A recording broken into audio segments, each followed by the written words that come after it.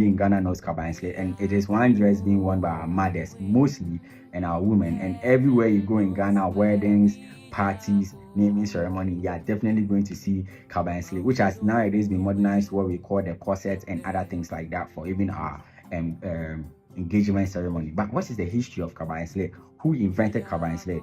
Now, the interesting thing is that the people of Dagomba think they introduced Kaba and SLIT. Now, the fancy people too are claiming they introduced Kaba and SLIT, they invented it. But what is the real history behind Kaba and SLIT? Who really invented it, and how the Kaba and SLIT came into life or entered into Ghana? Before we go into this history, don't forget to like, comment, and share.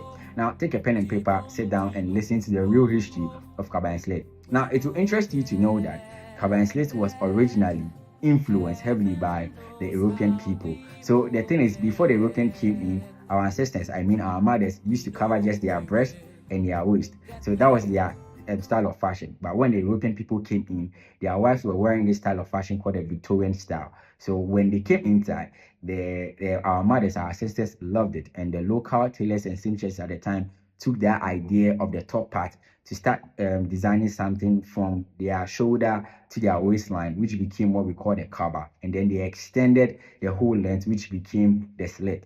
But wasn't until the 20th or the early 20th century where the missionaries came into Ghana and they started preaching the need to wear or to be decent as a woman just for the sake of Christianity. So the whole idea of the popularization of Kaba and SLIT came into life in the 20th century when the missionaries preached the need to be decent and elegant. And this is where the fancy people come in. You know, the fancy people were the first people to be known to embrace and take that part of decency, to dress, to cover themselves. I think that is where the word aketesia came from. So their king, King Nate the Fifth, preached to the people that they need to cover themselves, and Kaba and SLIT was rebirthed again. And then it became more or less the most usual thing a lot of people wear.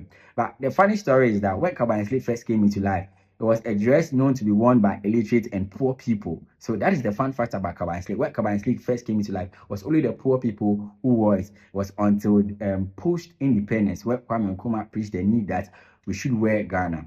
Then everybody sought to say that we have to wear something indigenously like made or something created in Ghana.